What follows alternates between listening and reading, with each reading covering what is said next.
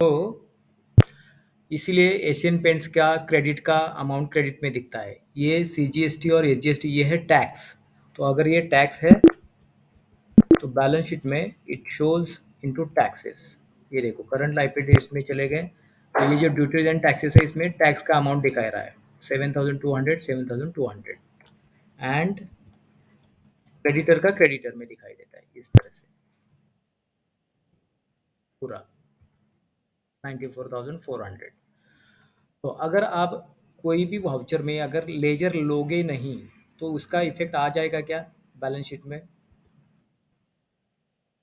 अगर आप सीजीएसटी और एसजीएसटी यहाँ पे लिया ही नहीं तो वो बैलेंस शीट में दिखाई देगा या नहीं? That's my question.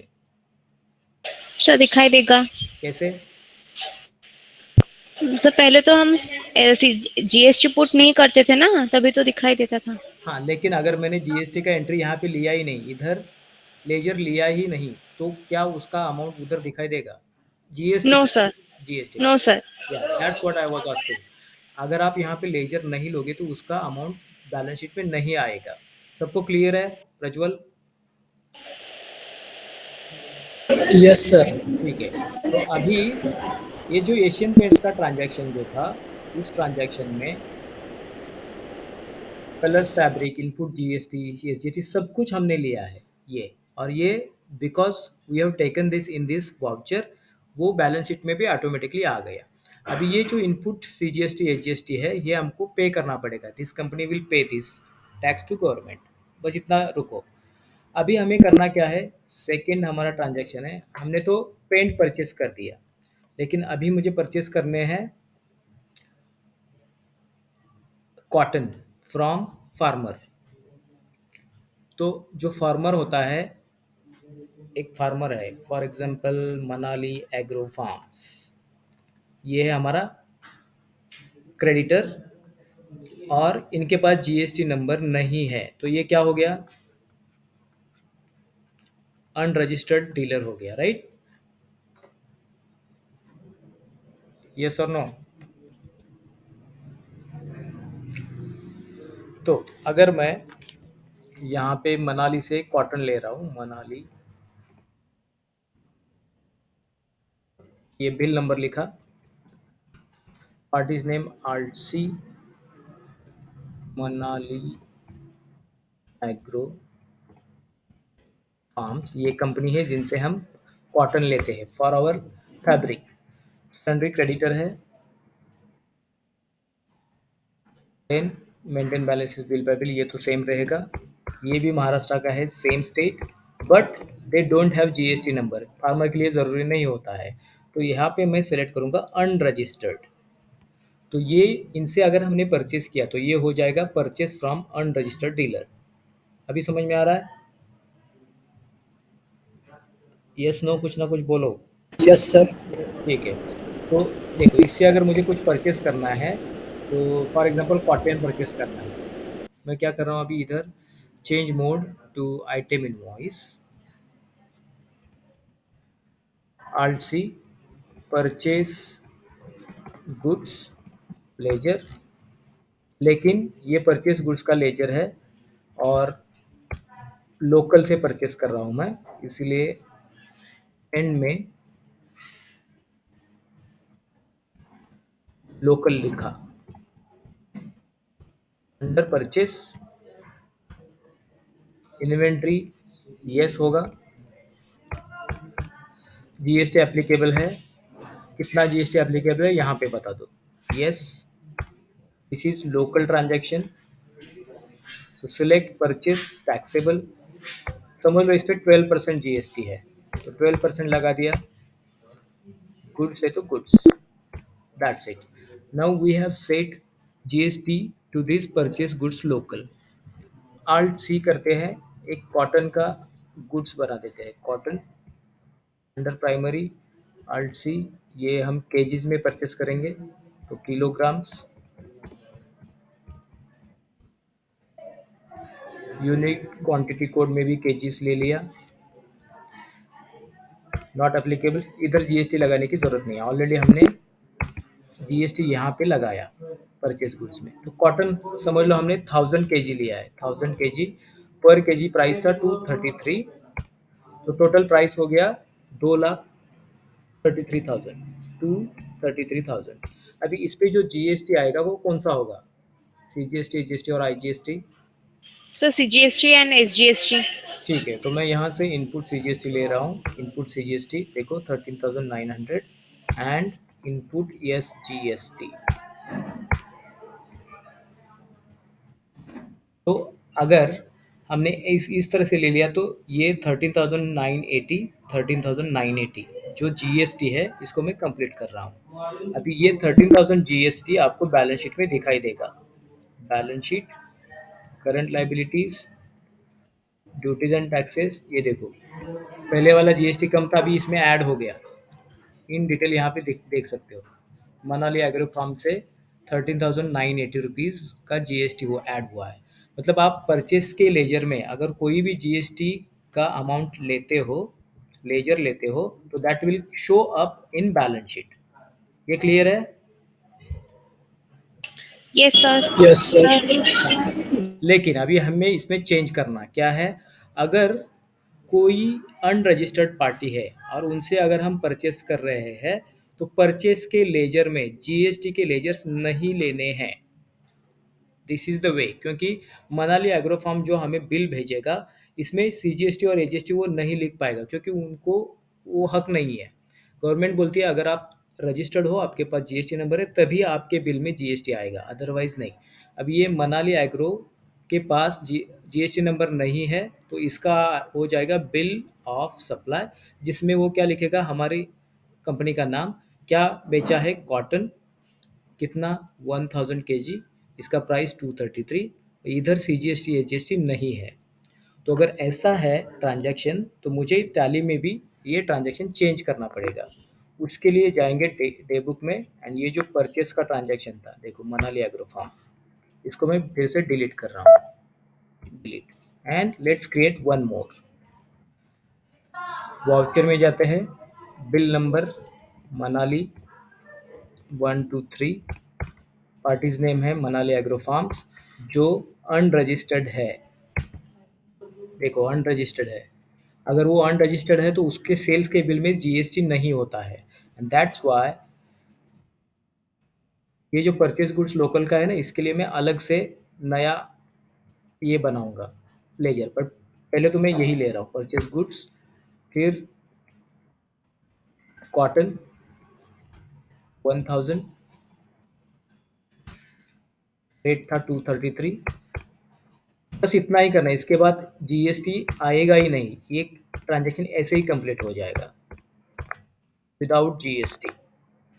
ठीक है, अगर मैं यहाँ पे जीएसटी नहीं ले रहा हूँ तो ये बैलेंस शीट में भी नहीं दिखाई देगा। देखो let's go to balance sheet,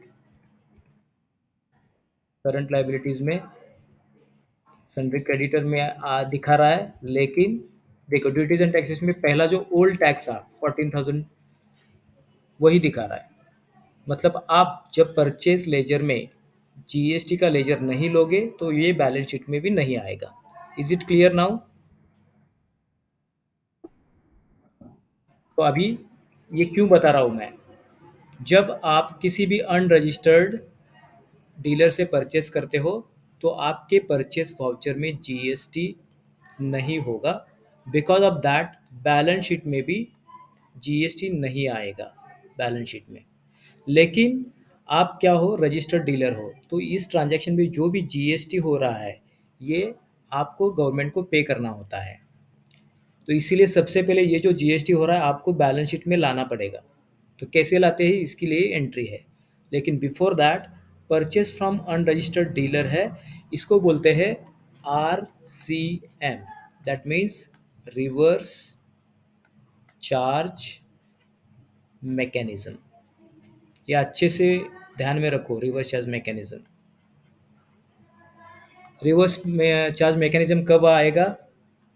अगर ऐसा क्वेश्चन आए तो क्या बोलोगे? रिवर्स चार्ज मैकेनिज्म कब आता है? When you purchase from unregistered dealer, ये उसका आंसर है। क्यों? क्योंकि जनरली जीएसटी जो होता है कौन पे करता है? सेलर। सेलर, किसको? गवर्नमेंट को। कहाँ से जीएसटी आता है? बायर से आता है, बायर। तो ये इसको बोलते हैं forward charge mechanism. For example, अभी एशियन पेंट्स था सेलर, राइट? पहले ट्रांजैक्शन में एशियन पेंट सेलर था और हम बायर थे, हमारी कंपनी है रेमंड। तो इस ट्रांजैक्शन में अगर हमने परचेस किया था, कौन कितना परचेस किया था देखते हैं, किधर गया डे बुक। ये देखो, एशियन पेंट से हमने परचेस किया है, कितना?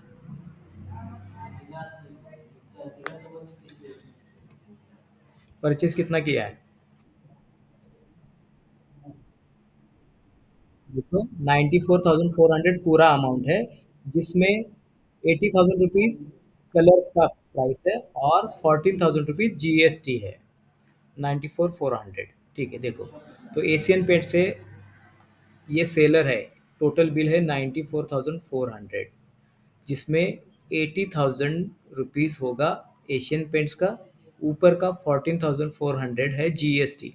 जो क्या करेगा, रेमंड सेलर को या एशियन पेंट्स को ये पूरा पैसा देगा, जिसमें एशियन पेंट्स 80,000 अपने पास रखेगा, 4,000 गवर्नमेंट को दे देगा। ये तो क्लियर है अभी?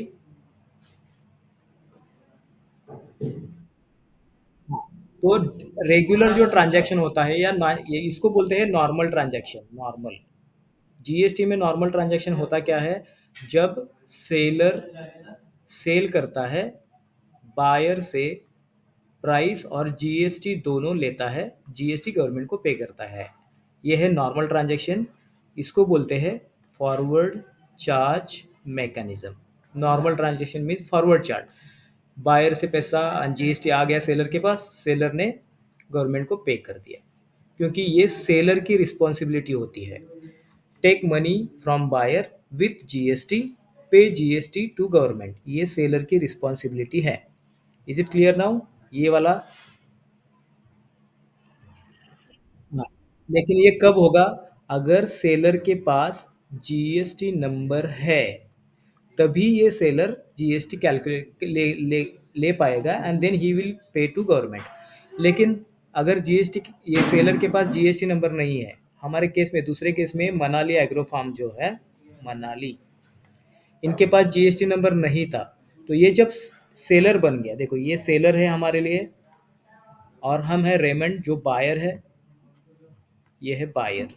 इसी केस में भी क्या होगा, अगर कितना भी सेल हो रहा है, मनाली समझ लो हमने 1 लाख का परचेस किया है इनसे, इस पे 10,000 का जीएसटी हो रहा है, तो ये एक्चुअली केस क्या होगा, रेमंड मनाली को पेमेंट करेगी 1,10,000 रुपया, जिसमें से मनाली एग्रो फार्म 1 लाख रखेगी और ये 10,000 देगी गवर्नमेंट को। ये नॉर्मल सिनेरियो है। कब? जब इनका जीएसटी नंबर है तब। लेकिन अभी हमारा केस क्या है, मनाली के पास जीएसटी नंबर नहीं है, तो ये क्या कर सकते हैं, ये जो जीएसटी है ना, ये नहीं ले पाएंगे यहाँ पे मनाली। तो गवर्नमेंट क्या बोलता है, इनके पास जीएसटी नंबर नहीं है, तो तुम्हारे पास है, आपके पास है, तो जो बायर है इनके पास जीएसटी नंबर, तो ये जो टैक्स होने वाला है 10K, बायर देगा गवर्नमेंट को। तो ये प्रोसेस रिवर्स हो गया, उल्टा हो गया। पहले तो नॉर्मल ऐसे होता है, लेकिन ये अभी बायर गवर्नमेंट को दे रहा है, ये प्रोसेस हो गया रिवर्स, और इसीलिए उसको बोलते हैं रिवर्स चार्ज मैकेनिज्म, जिसमें बायर, जो भी बायर होगा, buyer company company pays GST to government. लेकिन जीएसटी पे करने की रिस्पॉन्सिबिलिटी होती किसकी है, सेलर की। लेकिन सेलर के पास जीएसटी नंबर नहीं है, इसीलिए बायर पे कर रहा है। ये प्रोसेस उल्टा हो रहा है, इसीलिए उसको बोलते हैं reverse charge mechanism. Understood now? हाँ, तो अब ये प्रोसेस करते कैसे हैं? सबसे पहले, अगर आप अनरजिस्टर्ड डीलर से कुछ परचेस कर रहे हो, तो उसके बिल में तो जीएसटी नहीं रहेगा, तो उसकी एंट्री पहले करते हैं। Let's go back and purchase में जाते हैं। ये मनाली फार्म का डिलीट कर देता हूँ मैं फिर से, Alt T। वाउचर में जाते हैं, go to voucher, Manali farms, bill number 123, ये मनाली एग्रो फार्म ले लिया, जो अनरजिस्टर्ड डीलर है, अनरजिस्टर्ड, इसका मतलब ये ट्रांजैक्शन है रिवर्स चार्ज मैकेनिज्म का। इस ट्रांजैक्शन पे जो भी जीएसटी होगा ये हमें पे करना पड़ेगा डायरेक्टली टू गवर्नमेंट, हमें मतलब रेमंड को, जो तुम्हारी कंपनी है। इसके लिए I am changing this change mode to item invoice. देखो मनाली आ गया, परचेस का लेजर, अभी ये परचेस वाला लेजर नॉर्मल लेजर था, लेकिन हमें अभी जब अनरजिस्टर्ड डीलर से परचेस करना है तो उसके लिए सेपरेट लेजर बनाएंगे। Alt C, सेम है परचेस गुड्स, ये लोकल का है इसे लोकल भी लिखा है यहाँ पे, लोकल, और ये अनरजिस्टर्ड का है इसलिए उसको बोलते हैं RCM, रिवर्स चार्ज मैकेनिज्म डालना है। जब आप किसी भी अनरजिस्टर्ड डीलर से परचेस कर रहे हो तो एक एक्स्ट्रा लेजर बनाओ परचेस गुड्स का, अगर लोकल है तो लोकल, इंटरस्टेट है तो इंटरस्टेट, लेकिन उसके आगे लिखना है RCM, that means reverse charge mechanism. इस पे जो भी जीएसटी होगा हमें बैलेंस शीट में लेने के बाद गवर्नमेंट को पे करना है। एंड सो ये एक लेजर बनेगा अलग से अंडर सेम परचेस अकाउंट, क्योंकि ये परचेस है। इन्वेंट्री यस है, GST applicable yes, set alter GST में इधर यस कर दिया। ओनली चेंज कहाँ पे आता है देखो, नेचर ऑफ ट्रांजैक्शन में सबसे पहले अगर टैक्सेबल है तो हम लेते हैं परचेस टैक्सेबल, लेकिन ये जो परचेस कर रहे हैं हम अनरजिस्टर्ड डीलर से ले रहे हैं, इसीलिए select purchase from unregistered dealer taxable. ये है nature of transaction. Normal transaction है तो परचेस टैक्सेबल, और ये अनरजिस्टर्ड का है इसीलिए परचेस फ्रॉम अनरजिस्टर्ड डीलर। ये क्लियर हो गया, दिस वन। ओके, तो सबसे पहले नेचर ऑफ ट्रांजैक्शन में चेंज हो रहा है। इसके बाद ये जो ना इज रिवर्स चार्ज एप्लीकेबल, इसको आपको यस करना है। अगर ऐसा कुछ ट्रांजैक्शन हो रहा है तो इस पे रिवर्स चार्ज एप्लीकेबल होगा, तो इसको कर दो यस। अब आप इस पे 12% या कितना भी परसेंटेज जीएसटी ये लगा दो इस तरह से। मतलब ये दो ऑप्शन अलग हो गए, नेचर ऑफ ट्रांजैक्शन में अनरजिस्टर्ड डीलर लिया तभी आपको is reverse charge applicable yes करना है, रिमेंबर दिस। एंड ये है गुड्स, ले लिया। गुड्स है हमारे कॉटन, जो 1000 केजी लिया उसका प्राइस 233 था, ये सब कुछ सेम ही है, 233, 2,33,000 हो गया। अब ये है अनरजिस्टर्ड डीलर, तो यहाँ पे सीजीएसटी और एजीएसटी नहीं आएगा, तो आपको ऐसे ही कंप्लीट करना है। लेकिन चेक करो इधर अदर रिलेटेड रिपोर्ट्स में जीएसटी एनालिसिस, इसको Alt F1 कर देते तो आपको दिखाई देगा। देखो कॉटन पे से सीजीएसटी एजीएसटी आ रहा है 13,980, 13,980, ऊपर लिखा है purchase from unregistered dealer, and ये नोट भी आ गया इधर, amount of tax subject to reverse charge, ये वाला दिखाई दे रहा है, दिस वन। मतलब इस ट्रांजैक्शन पे जो भी टैक्स होने वाला है वो हमें पे करना है, लेकिन ये जीएसटी वाउचर में नहीं लेना है। कैसे, इस तरह से, इसको एंड ऑफ द लिस्ट कर दो, यहाँ से बाहर आ जाओ, न्यू रेफरेंस, यस। लेकिन इसका जो जीएसटी है ये आपको अभी बैलेंस शीट में नहीं दिखाई देगा।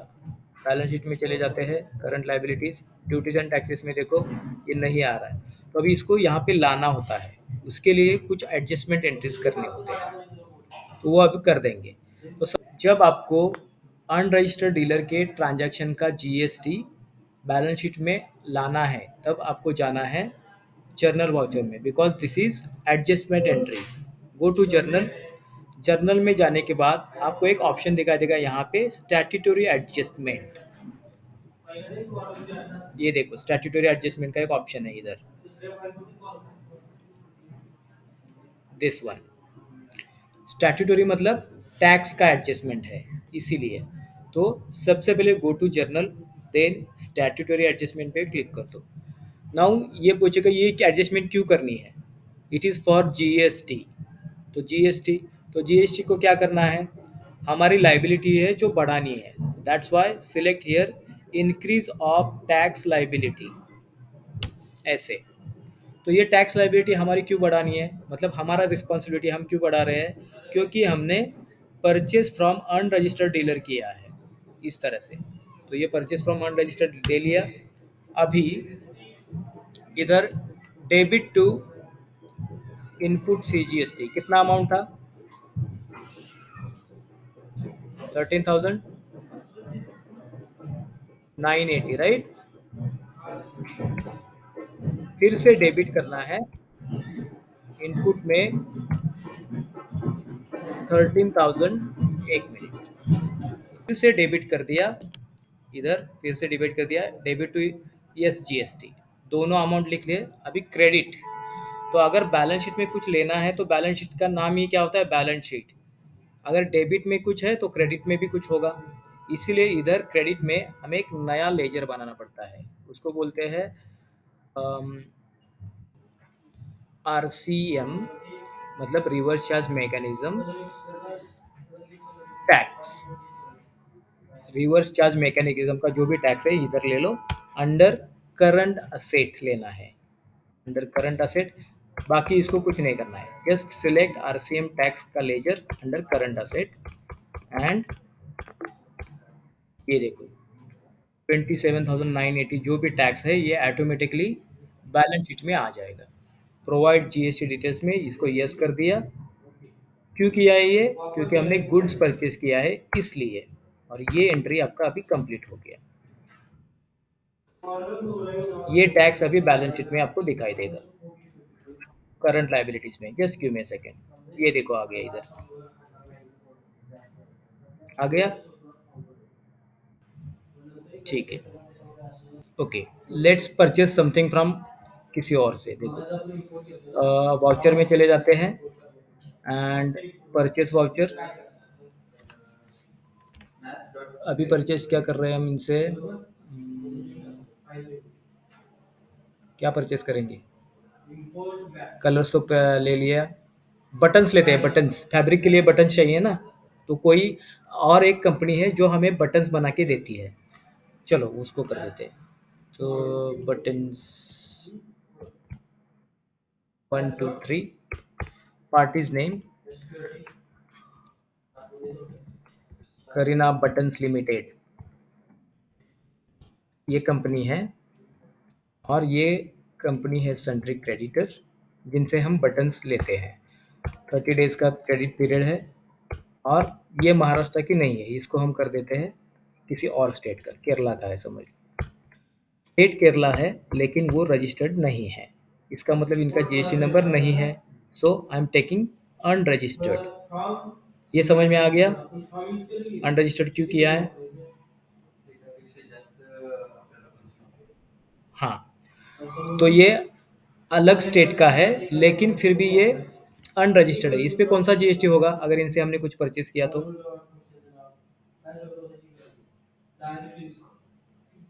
स्टेट चेंज हो गया ना, इस पे आईजीएसटी आएगा। अभी ये जो आईजीएसटी, अगर ये करीना बटन्स लिमिटेड अगर ये रजिस्टर्ड होता तो ये परचेस वाउचर में डायरेक्ट आईजीएसटी लेके हम करीना बटन्स को आईजीएसटी भी दे देते। करीना का बटन्स लिमिटेड का उनका रिस्पॉन्सिबिलिटी है वो आईजीएसटी कलेक्ट करे गवर्नमेंट को दे दे, लेकिन इस मामले में वो ऐसा नहीं होगा क्योंकि वो खुद अनरजिस्टर्ड है, ये जीएसटी नहीं ले सकते हमसे। तो इस ट्रांजैक्शन का जो भी जीएसटी है हम अपनी तरफ से गवर्नमेंट को पेमेंट करेंगे बाद में। तो इसकी एंट्री करते हैं, सबसे पहले ये अनरजिस्टर्ड कर दिया। अभी एक नया लेजर बना देते हैं परचेस गुड्स का, परचेस गुड्स इंटरस्टेट है, इंटरस्टेट, और ये भी आरसीएम का लेजर है, रिवर्स चार्ज होगा इस पे, इसीलिए आरसीएम लिखा।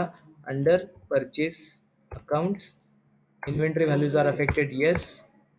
इधर सेट अल्टर जीएसटी में यस करेंगे। नेचर ऑफ ट्रांजैक्शन में क्या लोगे बोलो अभी, क्या ये आएगा interstate purchase exam. Interstate tax purchase taxable actually आता जब वो रजिस्टर्ड होता, तो ये रजिस्टर्ड नहीं है।